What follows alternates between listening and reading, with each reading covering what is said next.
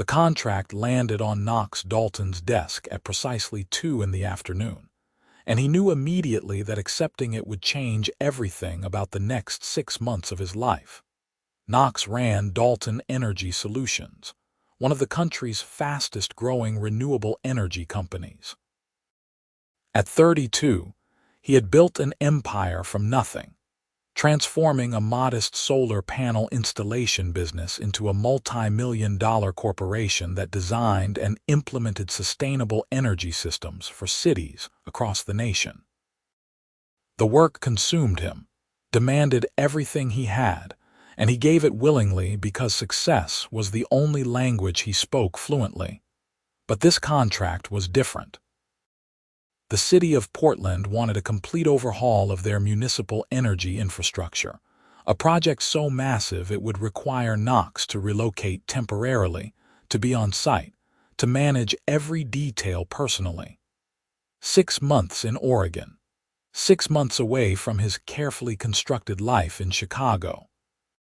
He was still staring at the papers when his office door swung open, and Marcus Bennett walked in without knocking, carrying 2 coffees and wearing the easy grin that had made them friends since their college days at Northwestern. "You look like someone just asked you to solve world hunger," Marcus said, dropping into the chair across from Knox's desk and sliding one of the coffees toward him. "What's the crisis?" "Portland," Knox said simply, tapping the contract. "They want me there, not just site visits. Full-time presence for 6 months. Marcus whistled low. "That's the Marshall Project, right? The one worth $30 million. 32, Knox corrected automatically. He picked up his coffee, grateful for something to do with his hands. "It's the biggest contract we've ever landed. Could put us in a completely different league." But Knox leaned back in his chair, running a hand through his dark hair. "But 6 months is a long time, and I would need someone I trust completely to handle things here." "You have department heads for that," Marcus pointed out. "Good ones." "You hired them yourself." "I know, but this feels different, bigger." Knox met his friend's eyes. "What would you say if I asked you to come with me? Not full-time, but maybe split your time. Help me coordinate between Portland and Chicago." Marcus worked as an independent business consultant, which meant he had flexibility most people envied. He had helped Knox structure Dalton Energy Solutions in its early days, had been there for every major decision, every pivot, every risk that had paid off or fallen flat. "I would say yes," Marcus answered without hesitation. "But I need to tell you something first. My sister is in Portland." Knox's eyebrows rose slightly. He had heard Marcus mention a sister before, but always in passing, always vaguely. "I didn't know that." "Georgia," Marcus said, and something in his voice shifted, became protective in a way Knox had rarely heard. "She's teaching at Portland State, art history. She moved there about 3 years ago for the position. That's good though, right? You will get to see her more often." Marcus's expression grew serious. "Here's the thing, Knox. Georgia and I were close, really close. She's 5 years younger than me, and I have always looked out for her. Still do, probably more than she appreciates." "Okay," Knox said slowly, not sure where this was heading. "What I am saying is that if we are going to be in Portland for 6 months, you are probably going to meet her, and I need you to understand something up front." Marcus leaned forward, his usual easy demeanor replaced by something harder, more intense. "Georgia is off limits, completely. I don't care how charming you think you are. I don't care if there's chemistry or whatever. She's my sister, and you're my best friend, and those 2 worlds don't mix." Knox felt a flicker of irritation. "I'm not some player who hits on every woman I meet, Marcus. Give me some credit." "I know you're not. But I also know that women tend to notice you, and you notice them back when the timing is right. I'm just establishing boundaries before we get there." Marcus's voice softened slightly. "Georgia's had a rough couple of years. Bad breakup, some professional setbacks that really shook her confidence. She's finally getting her footing again. I don't want anything or anyone messing that up. Understood, Knox said, though the warning rankled more than he wanted to admit. Your sister is completely off limits. Are we good now? Marcus's grin returned. We're good. So when do we leave for Portland? 3 weeks later, Knox found himself standing in a furnished apartment in Portland's Pearl District, looking out at a city he barely knew, preparing for a project that would define his company's future. Marcus had found them apartments in the same building, which made coordinating easier and gave Knox the comfort of having his closest friend nearby during what promised to be an intense half-year. The first month disappeared in a blur of meetings, site inspections, permit applications, and negotiations with city officials, who all had opinions about how renewable energy should be implemented in their districts. Knox worked 14-hour days, sometimes 16, fueled by coffee and the adrenaline that came from building something transformative. Marcus split his time as promised, spending 2 weeks in Portland, 1 week in Chicago, keeping both operations running smoothly. It was during his 3rd week back in Portland that he suggested dinner. There's this Italian place in the Northwest District, Marcus said as they reviewed installation schedules in Knox's temporary office downtown. Supposed to be incredible. Very Portland, very farm to table, all that stuff. Sounds good, Knox said absently, making notes about a supplier delay that threatened to push their timeline back by 2 weeks. Georgia's coming too, Marcus added casually. Fair warning. Knox's pen stilled on the paper. In 5 weeks, he had successfully avoided meeting Marcus's sister, which had been easier than expected given their schedules. But apparently his luck had run out. That's fine, he said evenly, looking forward to finally meeting her. Marcus shot him a look that clearly said he remembered their conversation in Chicago and expected Knox to remember it too. The restaurant was exactly what Marcus had described, all exposed brick and Edison bulbs and reclaimed wood, filled with the kind of people who took their sustainable living seriously. Knox arrived 5 minutes late, delayed by a last-minute call from his CFO, and found Marcus already seated at a corner table, with a woman who made Knox forget every word of English he had ever learned. She was laughing at something Marcus had said. Her whole face lit up with joy, and Knox felt the impact of it like a physical blow. She had honey-colored hair that fell past her shoulders in loose waves, and when she turned to look at him as he approached, her eyes were the most striking shade of green he had ever seen. Knox, Marcus said, standing to greet him with their usual handshake. This is my sister, Georgia. Georgia, this is Knox Dalton. The famous Knox, Georgia said, and her voice was warm, melodic, touched with gentle humor. She extended her hand and Knox took it, registering the softness of her skin, the firmness of her grip, the way his entire nervous system seemed to light up at the contact. Famous, he managed, releasing her hand before the moment could stretch into awkwardness. Marcus talks about you constantly, she said as they all sat down. I feel like I know your entire life story. Northwestern, the startup years, the first big contract that almost bankrupted you but ended up saving the company. It's quite the saga. Marcus exaggerates, Knox said, shooting his friend a look that promised retribution later. Actually, I downplay most of it, Marcus countered. Knox is annoyingly modest about his accomplishments. The server arrived to take drink orders, giving Knox a moment to compose himself. This was Marcus's sister, his best friend's younger sister, the woman he had been explicitly told was off limits. The protective edge in Marcus's voice 5 weeks ago had been unmistakable. But knowing all that did nothing to change the fact that Georgia Bennett was the most beautiful woman Knox had ever seen. "So you're teaching art history," Knox said once the server had left, determined to keep the conversation normal, friendly, completely appropriate. "What's your focus?"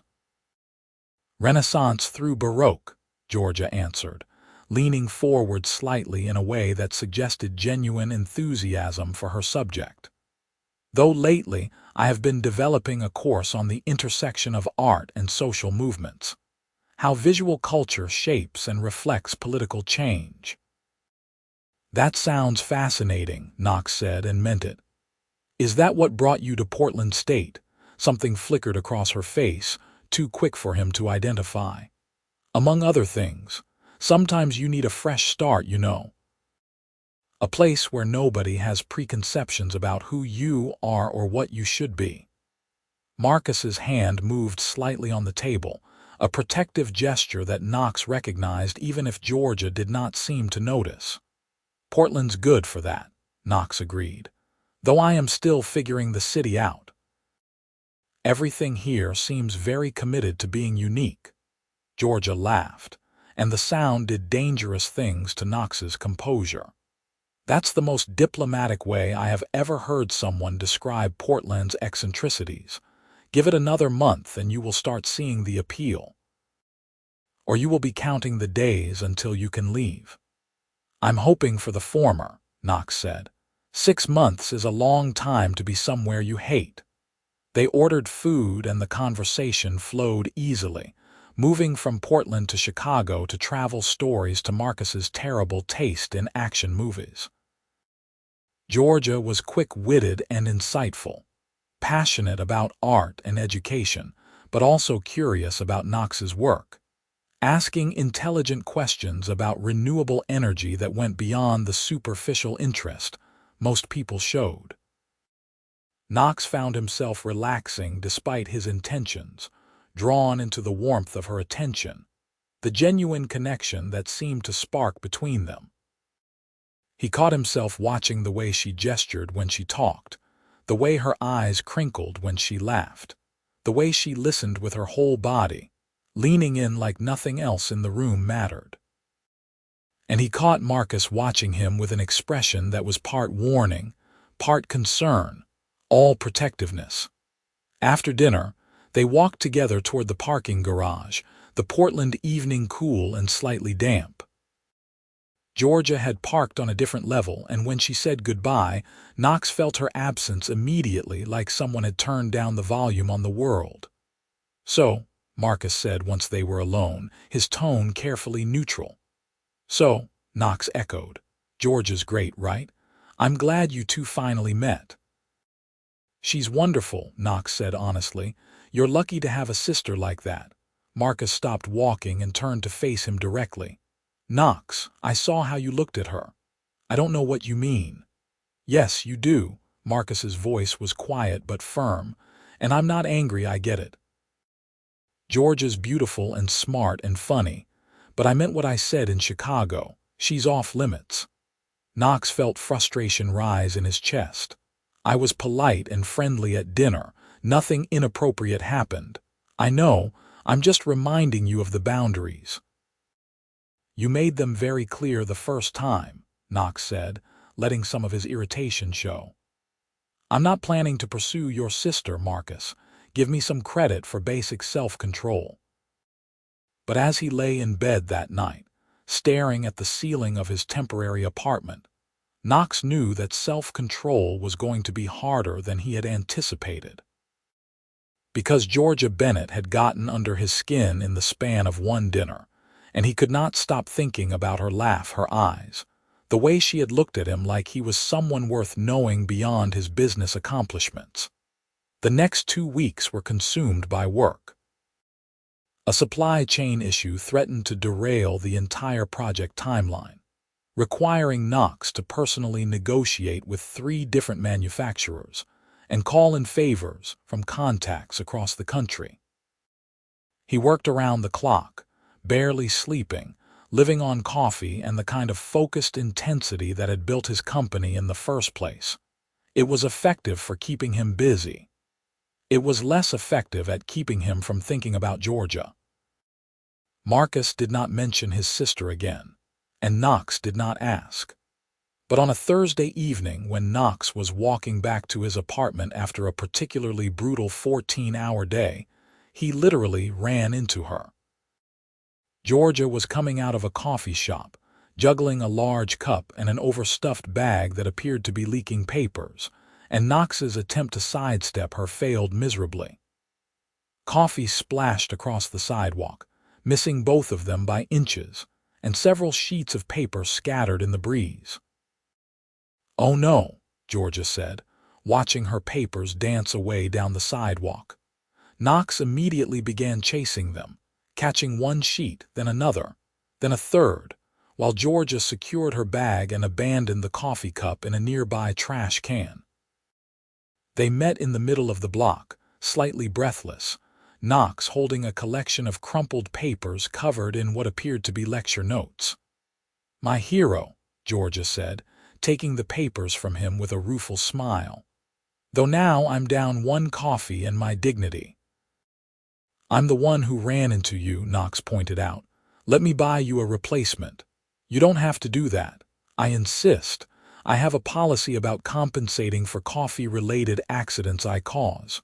She studied him for a moment, and Knox could not quite read her expression. Then she smiled. "Okay. But somewhere close. I'm teaching an early class tomorrow, and I still have 2 hours of grading to do tonight." They walked to a different coffee shop 2 blocks away, one of Portland's ubiquitous independent places with local art on the walls and a chalkboard menu that required translation. Knox ordered Georgia's complicated drink without judgment and got himself a black coffee that made the barista look vaguely disappointed. "Rough day?" Georgia asked once they had found seats by the window. "Rough week," Knox admitted. "Supply chain issues." "Very boring unless you're deep in the weeds of solar panel manufacturing." Marcus mentioned the project has been challenging. "That's a diplomatic way of putting it, but we're making progress. Slower than I would like, but progress." He took a sip of his coffee, grateful for the caffeine. "What about you? What has you grading on a Thursday night?" Midterm essays on Caravaggio's use of light and shadow.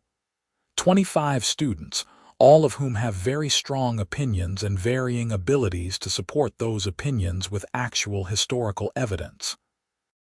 She pulled a folder from her bag, showing him a stack of papers covered in red pen marks. "I should be more efficient about this, but I actually care about giving thorough feedback." "Sounds like you're a good teacher." "I try." Something in her voice suggested she was not entirely sure she believed that. "Marcus says you're great at it," Knox offered. "He mentioned that your students love you." Georgia looked surprised. "He said that, among other glowing reviews." "I think he's proud of you, even if he expresses it in that annoying big brother way." She laughed, and Knox felt that same pull he had experienced at dinner, that sense of connection that seemed to bypass all his rational thoughts about boundaries and friendship and staying professional. "Marcus has always been overprotective," Georgia said. "Sometimes it's sweet, sometimes it's suffocating. I love him, but he has trouble accepting that I'm an adult who can make her own decisions." Knox thought about Marcus's warnings, the clear lines his friend had drawn. "He cares about you." "That's not a bad thing." "No, it's not. But it means he tries to shield me from things that might hurt me, which also means he tries to shield me from things that might challenge me or help me grow." She wrapped her hands around her coffee cup. "After my ex, Marcus went into maximum protection mode, which I appreciated at first, but eventually it was just another cage." Knox knew he should not ask, that this was veering into territory Marcus would definitely consider off-limits. But he wanted to know. He wanted to understand what had put that shadow in George's eyes. "Your ex sounds like he was a problem," Knox said carefully. "That's the polite version." George's expression hardened slightly. "Daniel was a professor in my department at my previous university, We dated for 2 years. I thought we were building towards something real. Turns out he was also building towards something real with a graduate student in his seminar, and when it all came out, somehow I was the one who ended up needing to find a new position. That's not right. No, it's not. But that's academia for you. Politics and power dynamics, and who has tenure and who does not. She met his eyes directly. So I came to Portland, started over, decided I was done letting anyone make me feel small or foolish or like I should apologize for taking up space.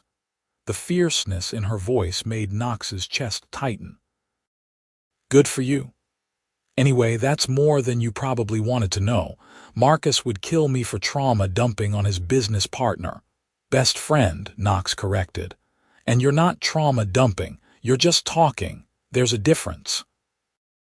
They stayed in the coffee shop longer than either had planned, conversation drifting from serious topics to lighter ones, discovering shared tastes in music and books, debating the merits of Chicago deep dish versus New York thin crust with an intensity that made other customers glance their way. Georgia made Knox laugh in a way he rarely did anymore, his life usually too consumed by work for genuine humor. When they finally left, the Portland night had turned properly dark, the streets lit by storefronts and streetlights, and the ambient glow of a city that never fully slept. I should let you get back to grading, Knox said, though he did not want the evening to end. And I should let you get back to whatever it is CEOs do at 9 o'clock at night, Georgia replied. Thank you for the coffee and the conversation. Anytime. She hesitated, then said, Knox, I'm going to be direct because I don't believe in playing games. I like you. I think you like me, but I also know Marcus has probably told you to stay away from me. Knox went very still. Georgia. I'm right, aren't I? He gave you the protective brother speech about how I'm off limits or fragile or whatever narrative he's constructed. There was no point in lying. He asked me to respect boundaries. He's worried about you. He's always worried about me. That's his default setting. She adjusted her bag on her shoulder, meeting Knox's gaze steadily. I understand that you two are close, and I respect that friendship. But I'm also not going to pretend I did not feel something tonight. So I guess what I'm saying is that the ball is in your court.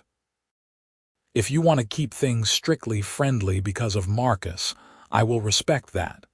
But if you want more, you should know I'm interested. The honesty of it took Knox's breath away. No games, no pretense, just raw truth delivered with the same fierceness she had shown when talking about starting over in Portland. I need to think about this, Knox said, knowing he sounded like a coward but unable to offer anything else in the moment. Not about whether I'm interested, but about how to handle it in a way that does not blow up my friendship with your brother. Fair enough. Georgia gave him a small smile. I'm not going anywhere. Take your time. She walked away, and Knox stood on the sidewalk watching her go, his mind a chaos of conflicting loyalties and undeniable attraction. He did not sleep well that night. Every time he closed his eyes, he saw Georgia's face, heard her laugh, felt the warmth of her presence. He thought about Marcus's warnings, about the friendship that had sustained him through building his company from nothing. Marcus had been there for every crisis, every celebration, every moment when Knox had doubted himself. But he also thought about what Georgia had said, about not letting anyone make her feel small, about being an adult who could make her own decisions. Marcus's protectiveness came from love. Knox understood that. But at what point did protection become control? By morning, Knox had made a decision. He needed to talk to Marcus directly, honestly, before anything else happened. He found Marcus in the building's gym at 6 in the morning, running on a treadmill with the kind of focused intensity that suggested he was working through his own thoughts. We need to talk, Knox said without preamble. Marcus slowed the treadmill, glancing over with raised eyebrows. "Good morning to you too. I ran into Georgia last night, literally. Spilled her coffee, bought her a replacement, ended up talking for 2 hours." Marcus stopped the treadmill completely, grabbing a towel and wiping his face. "Okay. She told me you warned me off. She also told me she's interested and that I should make my own choice about how to proceed." "Of course she did." Marcus's jaw tightened. "Georgia has always been too direct for her own good." "I think her directness is admirable," Knox said quietly. "But I'm not here to argue about your sister's communication style. I'm here because I value our friendship too much to let this become something that festers between us." "There's nothing to fester if you respect the boundary I set." "That's just it, Marcus. I don't think you get to set that boundary, not unilaterally. Georgia's an adult. I'm an adult. We're both single, both interested in each other, and both capable of making our own choices." Marcus's expression went hard. "She's my sister. I know, and I'm your best friend, which is exactly why I am having this conversation instead of just asking her out and dealing with the fallout later." Knox kept his voice level, reasonable. "I'm not looking to hurt Georgia. I'm not playing games or killing time while I'm in Portland. I genuinely like her, and I think if you step back from the protective brother role for 5 seconds, you would see that I'm not the worst person she could be interested in." "That's not the point." "Then, what is the point?" "Because from where I am standing, it seems like you have decided Georgia needs to be protected from any relationship that might not work out. But that's not how life works, Marcus. People take risks on each other. Sometimes it works, sometimes it does not. But you do not get to make that choice for her." Marcus was quiet for a long moment, his hands gripping the towel with more force than necessary. When he finally spoke, his voice was low and strained. "After Daniel, Georgia was devastated. She called me at 2 in the morning, crying so hard she could barely speak. She told me she felt like her whole life had imploded, like everything she had worked for was being taken away because she had trusted the wrong person." Marcus met Knox's eyes. "I have never felt more helpless in my life. And I promised myself I would not let anyone hurt her like that again." "I understand that, but you can't protect her from ever being hurt again. Nobody can promise that. You're my best friend, Knox. If things go wrong between you and Georgia, I lose both of you. The friendship dynamics explode. Everything becomes complicated in ways I do not want to deal with." There it was, the real fear underneath all the protectiveness. "You're right," Knox said. "If I pursue this and it goes badly, things will be complicated. But if I do not pursue it because you told me not to, I will resent you. And Georgia will resent you, and that will also blow up the friendship, just more slowly." Marcus threw the towel onto a nearby bench. "This is an impossible situation. Only if you make it one. I'm not asking for your blessing exactly, but I am asking you to trust me. Trust that I care about Georgia, that I will treat her with respect, that I am not going to be another Daniel situation. And if it does not work out, then we handle it like adults, the same way any two people handle a relationship ending. It might be awkward, but it does not have to destroy everything." Marcus stared at him for a long moment, then exhaled roughly. "You really like her. I really do. And you're going to pursue this whether I agree or not." "I'm going to pursue it with or without your support," Knox corrected. "I would much rather have your support." Another silence, this one stretching until Knox wondered if he had miscalculated, if the friendship really was about to fracture over this. Then Marcus said, "If you hurt her, I will destroy you. I do not care how long we have been friends or how much I respect your business acumen. I will make your life a living hell." Relief flooded through Knox. "Understood. And you need to take this seriously. Not a casual Portland fling because you're bored and away from home. If you're going to date my sister, you're in it for real. I would not pursue her if I was not serious about it.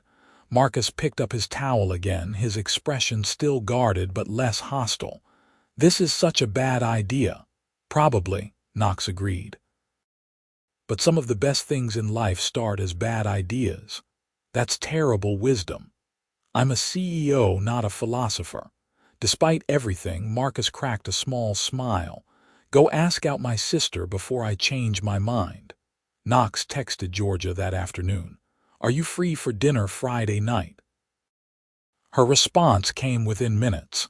Is this a date or a friendly dinner? Definitely a date. Then yes. Pick me up at 7. The 3 days until Friday felt longer than the entire previous month. Knox threw himself into work, making significant progress on the installation timeline, securing the necessary permits for the next phase of the project. But underneath, all the professional focus, anticipation hummed through his veins. He arrived at Georgia's apartment at precisely 7 on Friday evening, wearing dark jeans and a button-down shirt that had required an embarrassing amount of deliberation.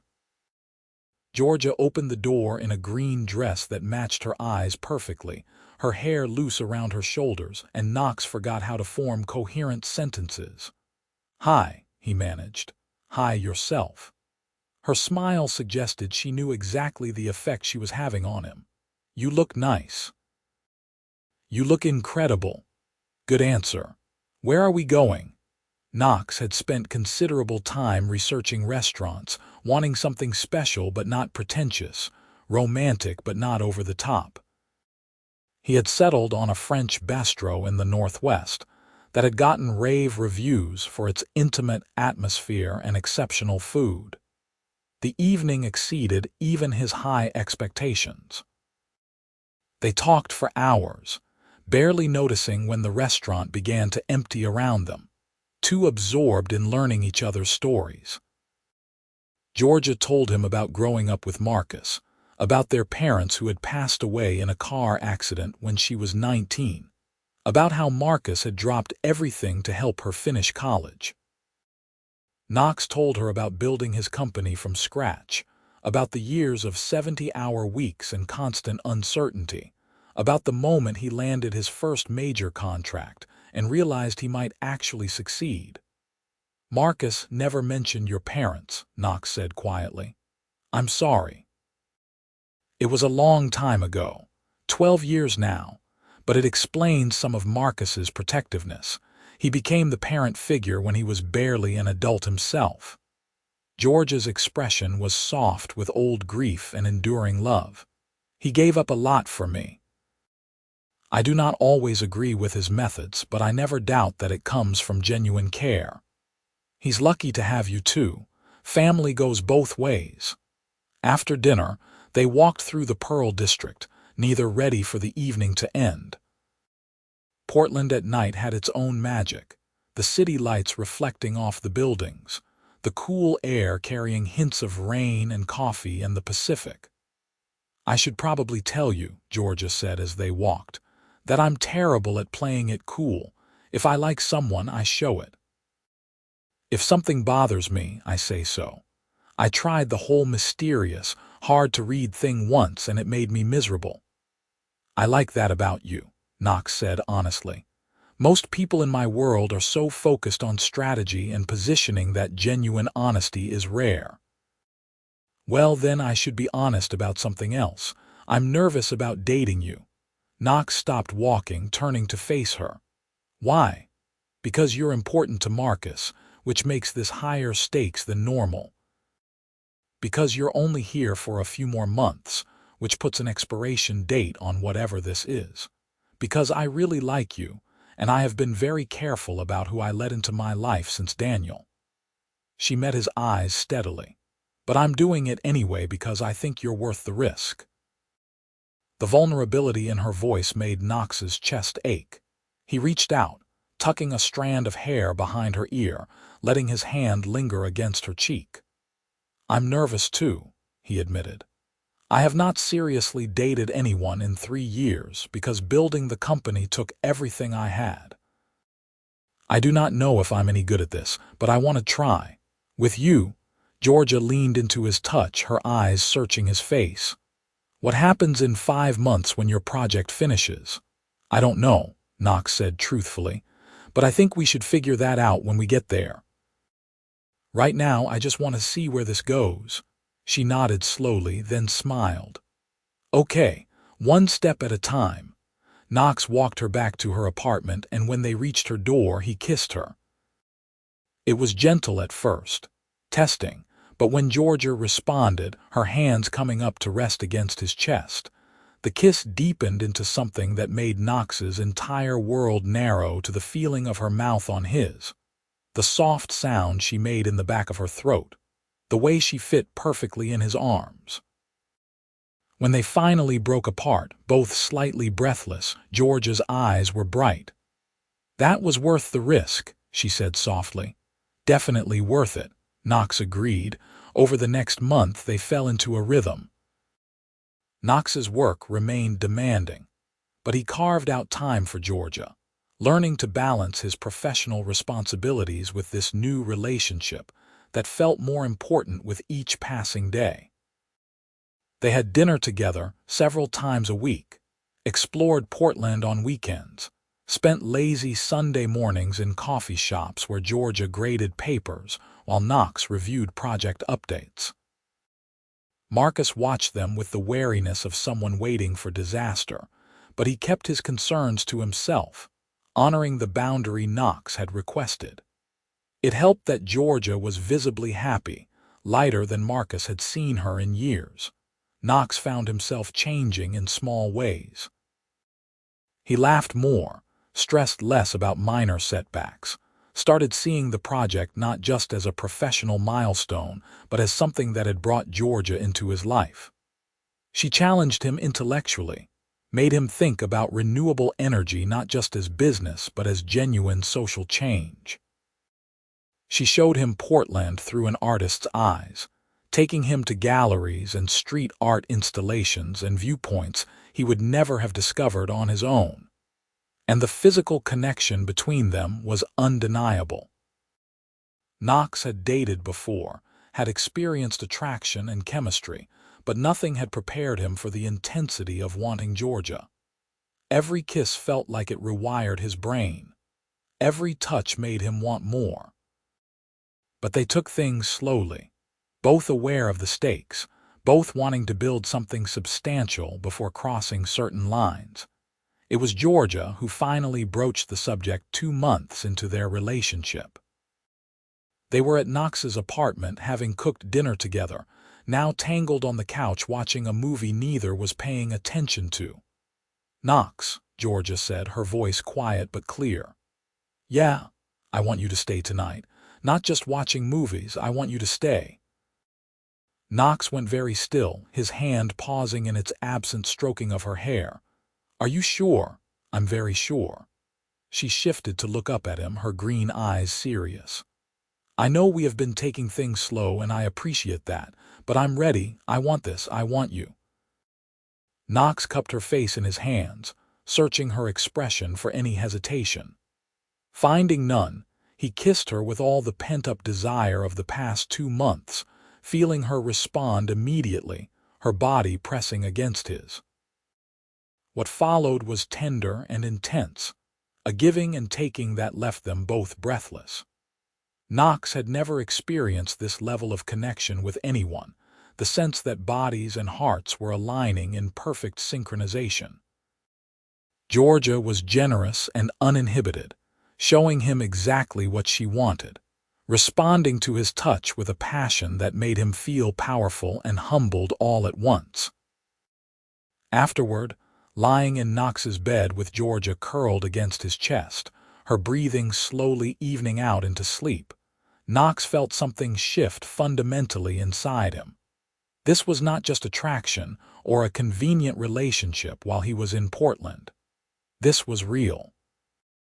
This mattered in ways he had not anticipated. He was falling in love with Georgia Bennett. Maybe had already fallen. The realization should have terrified him. Instead, it felt like the most natural thing in the world. The project timeline accelerated in the third month. Several key installations came in under budget and ahead of schedule, allowing Knox to expand the scope of the renewable energy implementation. It was gratifying professionally, but it also meant even longer hours, more pressure, less time with Georgia. She was patient about it, understanding in ways that made Knox love her more. But he saw the strain it put on her, the evenings she spent alone because he was stuck in emergency meetings, the weekends that got interrupted by supplier crises or permit issues. "I'm sorry," he said for what felt like the 100th time, canceling their plans for Saturday because an installation in Northeast Portland had gone catastrophically wrong. "It's okay," Georgia said over the phone, but he could hear the disappointment underneath the understanding. "This is your job, I get it. I'll make it up to you, I promise." "Knox, you do not need to make anything up to me. I knew what I was signing up for, but I miss you, that's all." Her honesty, as always, cut right through him. "I miss you too, give me a week. This crisis will be resolved and I'll take a few days off. We'll do something special." He kept that promise. The following week, after 72 hours of minimal sleep and maximum problem solving, Knox cleared his schedule for 4 consecutive days. He planned a trip to the Oregon coast, booking a small inn in Cannon Beach that Georgia had mentioned wanting to visit. The drive out was beautiful, the Portland metro giving way to farmland, and then forest, and finally the dramatic coastline that made Oregon famous. Georgia spent the entire drive with her window down, her hair whipping in the wind, a smile on her face that Knox wanted to capture and keep forever.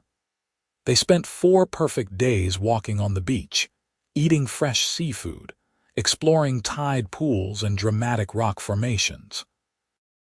Knox watched Georgia photograph everything, her artist's eye finding beauty in patterns of sand and light on water.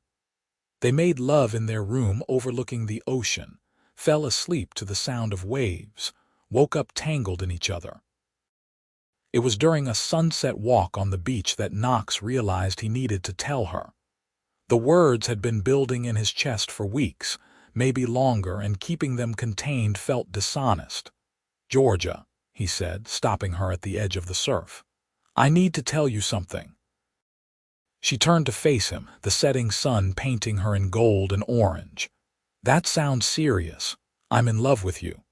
The words came out simple, direct, absolutely true. "I know it's only been 3 months. I know we have logistics to figure out, but I need you to know, I love you." Georgia's expression transformed, joy spreading across her face like sunrise. "I love you too. I have been waiting for you to say it because I was too scared to say it first." Knox laughed, pulling her into his arms. "We're both ridiculous." "Completely ridiculous," she agreed, then kissed him with such sweetness that Knox felt his heart might actually burst. That night back at the inn, they talked seriously about the future. "I have 2 months left in Portland," Knox said, his fingers tracing patterns on Georgia's bare shoulder as they lay in bed. "Then I need to go back to Chicago. The company is there, the headquarters, everything I have built. I know." Georgia's voice was quiet. "And I have my position at Portland State, a tenure-track job I really do not want to give up. I would never ask you to give it up. I know you would not, but that leaves us with a problem." Knox had been thinking about this problem constantly, running scenarios, trying to find solutions that did not require one of them to sacrifice everything. "What if I split my time?" he said slowly. "Keep the Chicago headquarters but spend 2 weeks a month in Portland. We could get a place together. I could build out a proper West Coast office for Dalton Energy Solutions. We have been talking about expansion anyway." Georgia propped herself up on one elbow, looking down at him with cautious hope. "You would do that. I would do that." My company is important to me, but it's not everything. You're everything. He reached up to cup her face. I'm not saying it would be easy. Long distance is complicated even when you're splitting time, but I think we can make it work if we both commit to it. I commit, Georgia said immediately. I'm all in, Knox. Whatever it takes. They sealed the promise with a kiss that turned into more, their bodies speaking the commitment their words had just made. The final 2 months in Portland passed too quickly. Knox worked brutally long hours to finish the project ahead of the original deadline, determined to prove that Dalton Energy Solutions could deliver beyond expectations. The installation was completed, the systems tested and operational, the city officials thrilled with results that exceeded their specifications. Georgia finished her semester, earning excellent reviews from students and colleagues alike. She started planning for the next academic year, now with the confidence of knowing her position was secure, her future in Portland stable. Marcus threw Knox a going-away party that was nominally professional, but felt more like a celebration of friendship. He pulled Knox aside at one point, away from the crowd of colleagues and city officials. I was wrong, Marcus said without preamble. About what? About you and Georgia. I thought it would be a disaster. I was convinced one or both of you would get hurt and I would be left picking up the pieces. Marcus shook his head ruefully. But I have never seen Georgia this happy, and you're different too, softer somehow, in a good way. She changed my life, Knox said simply. Best thing that ever happened to me meeting her. Take care of her, Knox. Not because I'll destroy you if you do not, but because she deserves someone who sees how special she is. Every single day, Knox promised. Saying goodbye to Portland was harder than Knox had anticipated. The city had worked its way under his skin, become more than just a temporary assignment. Or maybe that was just Georgia, making any place feel like home. They spent Knox's last night in Portland at his apartment, neither wanting to waste time on public goodbyes. Georgia cried a little, though she tried to hide it, and Knox held her close, promising that 2 weeks would go fast, that he would be back before she knew it. I love you, he said into her hair. That does not change just because I'm in a different city. I love you too, Georgia whispered. Come back to me. Always. The first few weeks of long distance were an adjustment. Knox threw himself into running the Chicago office, catching up on everything that had accumulated during his Portland absence. But he missed Georgia constantly, a physical ache that video calls and text messages only partially soothed. Georgia struggled too. She told him honestly about the loneliness, about how quiet her apartment felt, about having to relearn independence after months of having Knox integrated into her daily life. But they kept their promises. Knox flew back to Portland for 2 weeks, during which they lived together in the new apartment he had leased, learning each other's routines in the domestic intimacy of shared space. It was not always smooth. They had their first real fight about dishwasher loading strategies, which was ridiculous enough to make them both laugh even while annoyed. They navigated conflicting schedules and different communication styles. But underneath every challenge was the fundamental truth that they loved each other, chose each other, were committed to making this work. Marcus visited Chicago for business and had dinner with Knox, giving his assessment of Georgia's state of mind. She misses you, Marcus said. But she's also thriving. Teaching is going well. She started a new research project. I think having her own life outside the relationship is healthy. I agree, Knox said. I do not want her waiting around for me. I want her building her career, being fulfilled. You really have changed, Marcus observed. The Knox I knew 3 years ago would never have prioritized a relationship over work. The Knox from 3 years ago had not met Georgia yet. By the 6-month mark, they had found their rhythm. Knox spent 2 weeks in Portland, 2 weeks in Chicago, maintaining both his company and his relationship with careful attention. It was exhausting sometimes, living out of suitcases and adjusting to different time zones. But it was also worth it for the joy of walking into Georgia's apartment and seeing her face light up. For the nights they spent planning a future that felt more real with each passing month. Knox started seriously exploring the possibility of opening a West Coast division of Dalton Energy Solutions, using Portland as a base. The success of the municipal project had generated interest from other Pacific Northwest cities, creating organic expansion opportunities. It made business sense, but more importantly, it made personal sense. He was discussing the expansion plans with Georgia over dinner one evening, both of them at her place, when he realized what he really wanted to ask. "Move in with me," Knox said, interrupting his own explanation of projected revenue growth. Georgia looked up from her pasta, surprised. "What? Move in with me? We'll find a place together, something that's ours, not just mine or just yours, a real home base for when I'm here." "Knox, we have talked about this. I do not want you making huge decisions just because of me." "I'm not. I'm making huge decisions because of us. Because I love you and I want to build a life with you. And yes, logistics are complicated, but we'll figure them out." He reached across the table to take her hand. "I'm tired of temporary, I want permanent, with you." Georgia's eyes filled with tears, the happy kind. "Yes, absolutely yes." They found a house in the Northwest District, a beautifully renovated craftsman with enough space for both of them to work from home, a yard that Georgia immediately started planning to garden, and a kitchen that Knox fell in love with on sight. Moving in together was chaotic and wonderful, blending their lives in tangible ways that made the relationship feel even more solid. Marcus helped them move, making jokes about Knox's extensive collection of business books and Georgia's even more extensive collection of art monographs. He seemed genuinely happy for them, the wariness from months ago completely gone, replaced by acceptance and support. The 1-year anniversary of their first date fell on a Friday evening.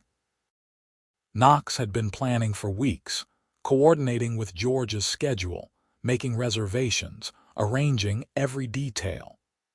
He took her back to the French bistro where they had their first official date, where the staff remembered them and seated them at the same table. "This is perfect," Georgia said, looking around at the familiar space, her eyes bright with memory and present joy. They ate slowly, talking and laughing, revisiting the past year in conversation. Knox felt the weight of the ring box in his jacket pocket, the decision he had made months ago becoming reality tonight. After dessert, when the restaurant was beginning to empty, and the evening felt suspended in amber light, Knox stood and moved to Georgia's side of the table. Her eyes widened as he pulled out the ring box, then dropped to one knee. "Georgia Bennett," Knox said, his voice steady despite his racing heart, "you changed my entire life. You made me believe in things I thought I was too practical for, like love at first sight and perfect timing and finding your person. I cannot imagine my future without you in it.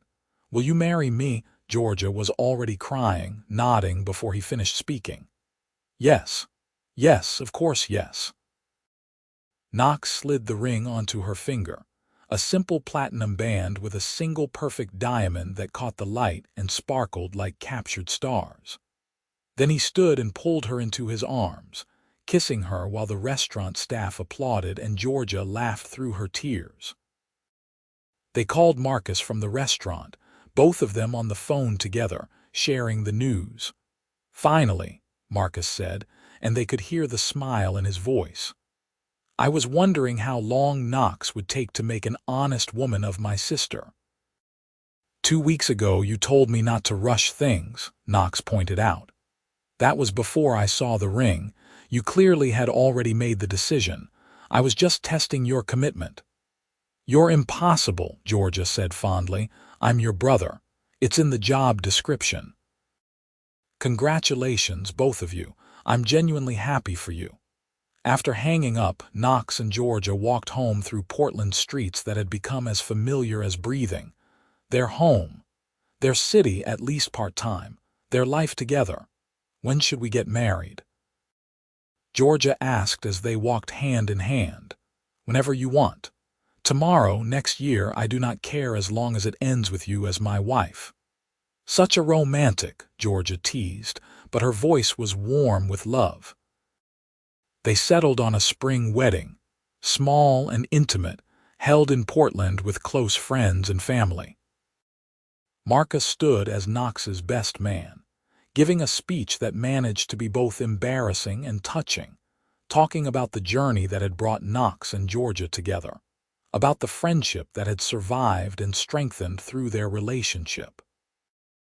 Georgia was radiant in a simple ivory dress, carrying wildflowers that matched the Oregon spring blooming around them. Knox's vows made her cry, and her vows made him tear up, both of them promising forever with absolute certainty. The reception was held at a vineyard outside Portland, the kind of beautiful Northwest setting that photographers dreamed about. They danced under string lights, ate local food, celebrated with the people who mattered most. Late in the evening, Marcus found Knox standing at the edge of the vineyard, looking out at the rolling hills touched by sunset. "You did good," Marcus said quietly, standing beside his friend and now brother-in-law. "I got lucky," Knox corrected. "Meeting Georgia was the best thing that ever happened to me. You know, when I warned you off in Chicago, I never actually thought you would listen. I think I was testing both of you, in a weird way, seeing if the interest was real enough to push back against my protectiveness." Knox glanced at his friend, surprised. "You manipulated us." "I prefer to think of it as protective vetting. But yes, kind of. And you both passed with flying colors. You stood up to me, Georgia made her own choices, and here we are. You're devious. I'm a big brother, it's a requirement." Marcus smiled. "But seriously, Knox, thank you for making my sister this happy. Thank you for being the kind of man who deserves her." "I'll spend the rest of my life trying to deserve her," Knox said honestly. They hugged, the kind of embrace that spoke to years of friendship and new family bonds, then headed back to the reception where Georgia was laughing with a group of her university colleagues. She caught Knox's eye across the crowd, and her whole face lit up. That smile he had first seen over dinner nearly 18 months ago, the smile that had changed everything. The first year of marriage was an adventure. Knox successfully opened the West Coast division of Dalton Energy Solutions, based in Portland with satellite offices in Seattle and San Francisco. It required him to travel more than he wanted, but it also meant his primary base was now the home he shared with Georgia. Georgia got promoted to associate professor with tenure, a professional milestone she had worked toward for years. Knox was there when she got the news, spinning her around their kitchen in celebration, so proud he felt like he might burst. They talked about children, about timing, about how to balance careers and family. Georgia wanted kids but was not in a rush. Knox discovered that he wanted them too, wanted to see Georgia pregnant, wanted to raise tiny humans who would have her eyes and his determination. "Not yet," Georgia said during one of these conversations. "But soon, maybe next year, I want to enjoy just being us for a little while longer." "Whatever you want," Knox agreed. "I'm in no rush as long as I have you." But the universe had its own timeline. 6 months after their wedding, Georgia discovered she was pregnant. It was unplanned but not unwelcome, shocking and thrilling all at once. "How do you feel about this?" Georgia asked Knox after showing him the positive pregnancy test, her voice cautious, hopeful, excited, nervous all at the same time. Knox pulled her into his arms, his heart so full it physically hurt. "I feel like the luckiest man alive. We're having a baby, Georgia. Our baby."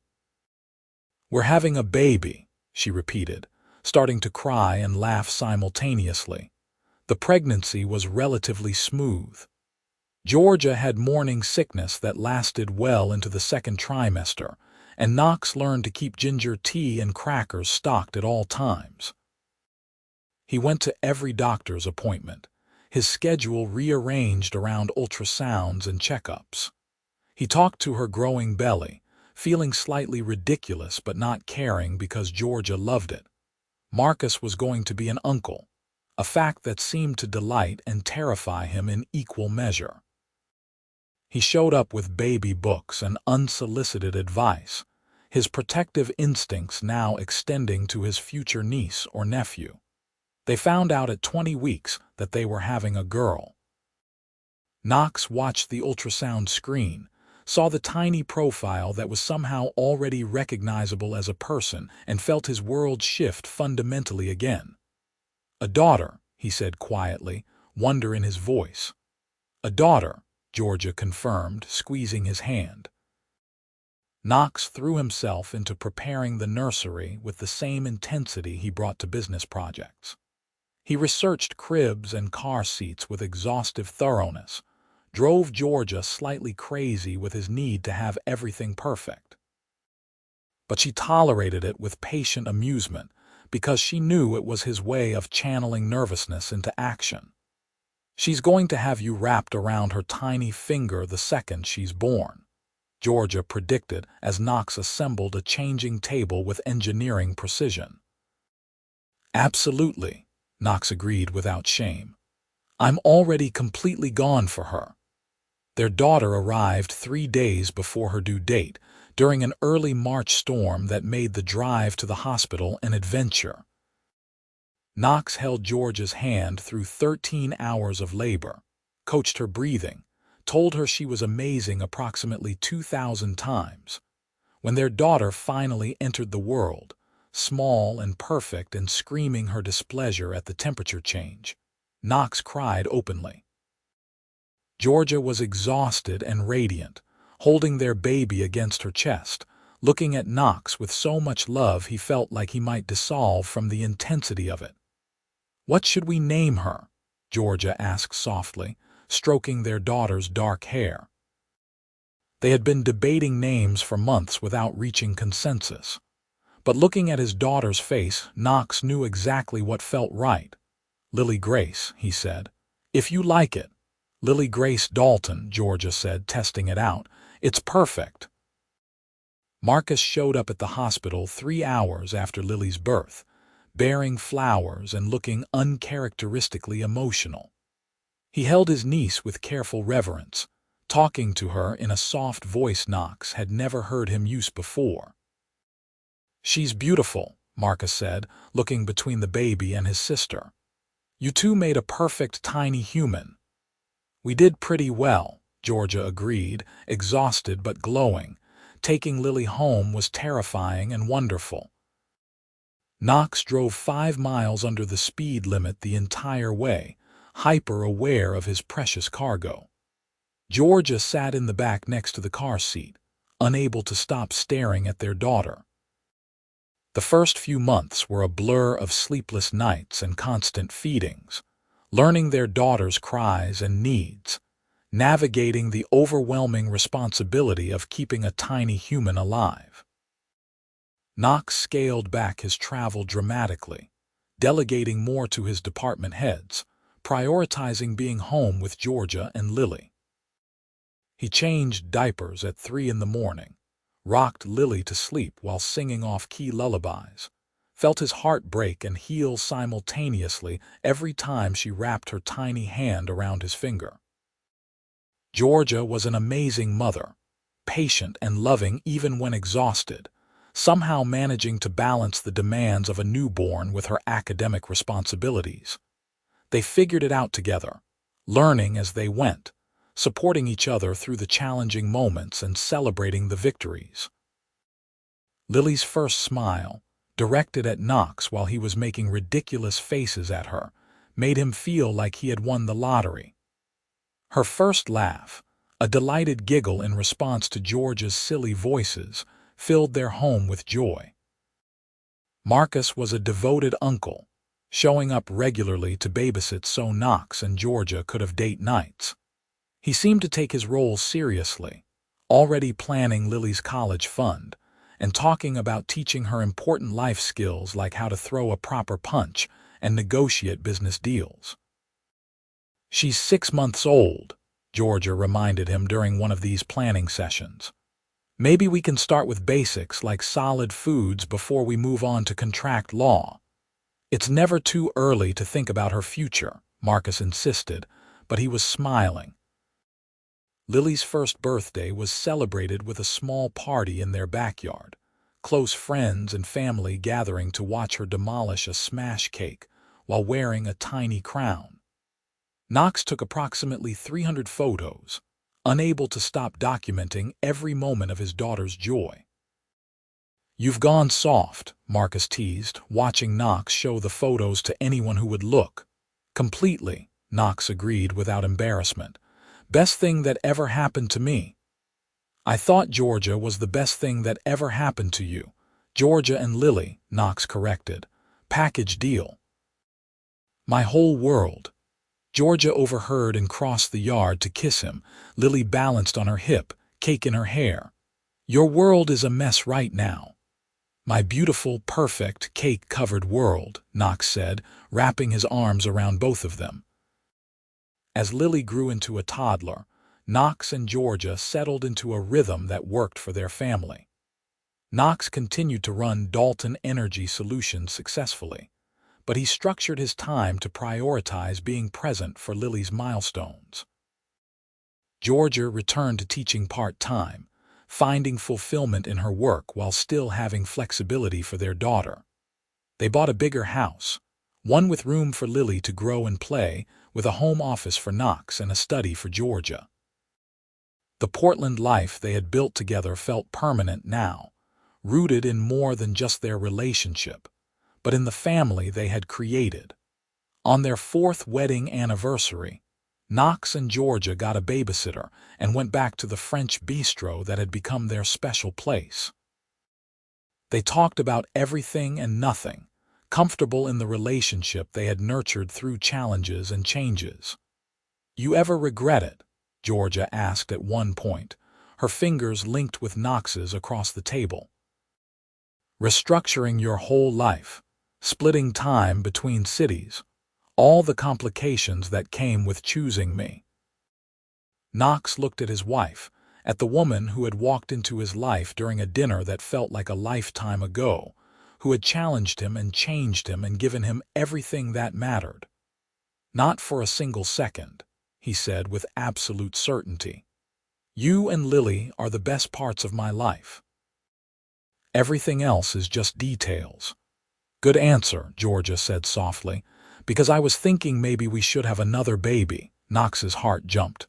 Yeah, Lily should have a sibling, and I loved being pregnant with her, even the awful parts. I want to do it again, with you." "Let's do it," Knox said immediately. "Let's have another baby and keep building this life together." Their second daughter, Emma Rose, arrived 2 years after Lily, bringing new chaos and new joy into their already full home. Knox was somehow even more emotional the second time around, crying during the delivery, staring at Emma's perfect tiny face with the same wonder he had felt with Lily. Marcus joked that Knox had become completely domesticated, which was accurate.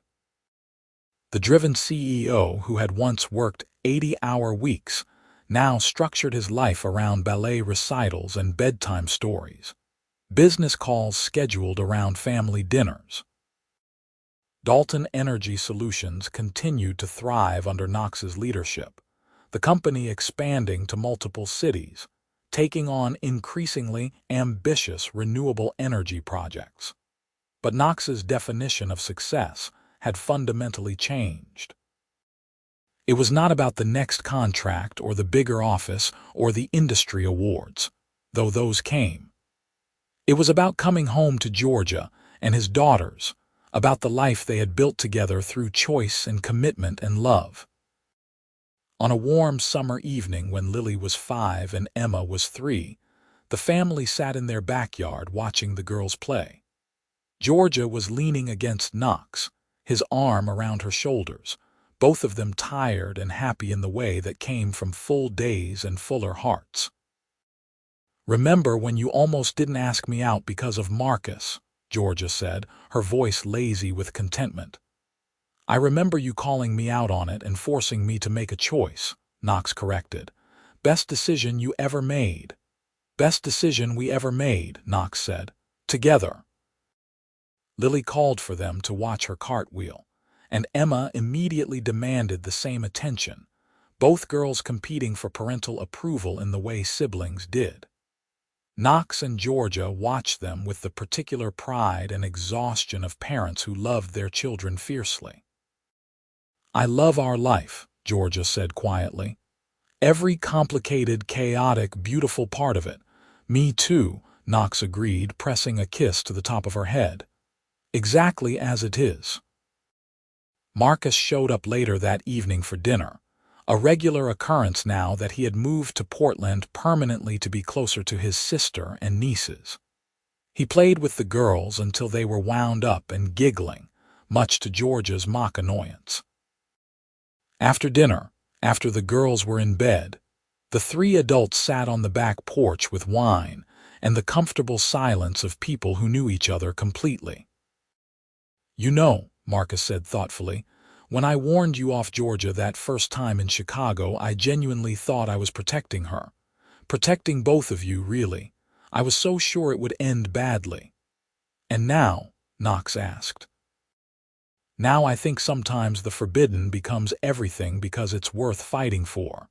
You two fought for this, against my warnings, against logistics, against every reasonable objection, and you built something real." Marcus raised his glass, "to fighting for what matters." They clinked glasses, the sound clear in the summer air, a toast to love and family and the risks that became rewards. Years passed in the beautiful, mundane way that years do when life is full. Lily started elementary school and showed early signs of having Georgia's artistic talent. Emma was pure energy and mischief, keeping Knox and Georgia constantly on their toes.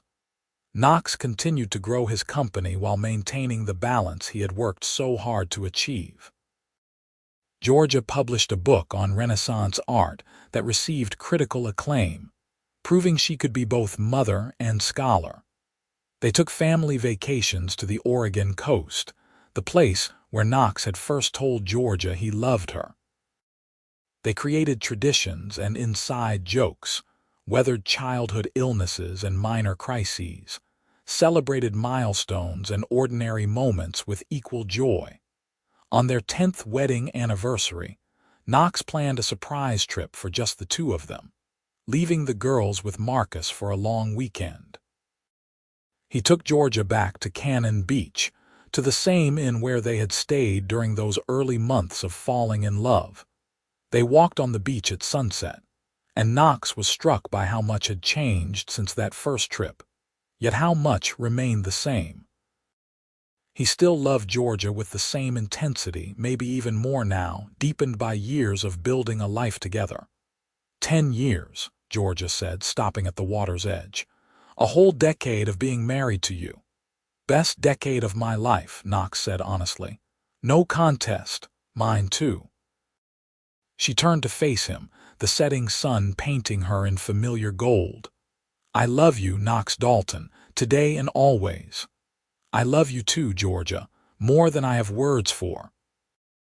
They kissed as the waves rolled in around their feet. Two people who had taken a risk on love and found everything they were looking for. Years later, when Lily was preparing for college and Emma was navigating the drama of middle school, Knox sometimes looked back on that dinner where he first met Georgia and marveled at how one evening had changed the trajectory of his entire life. Marcus's warning, Georgia's directness, his own decision to pursue what felt right despite the complications.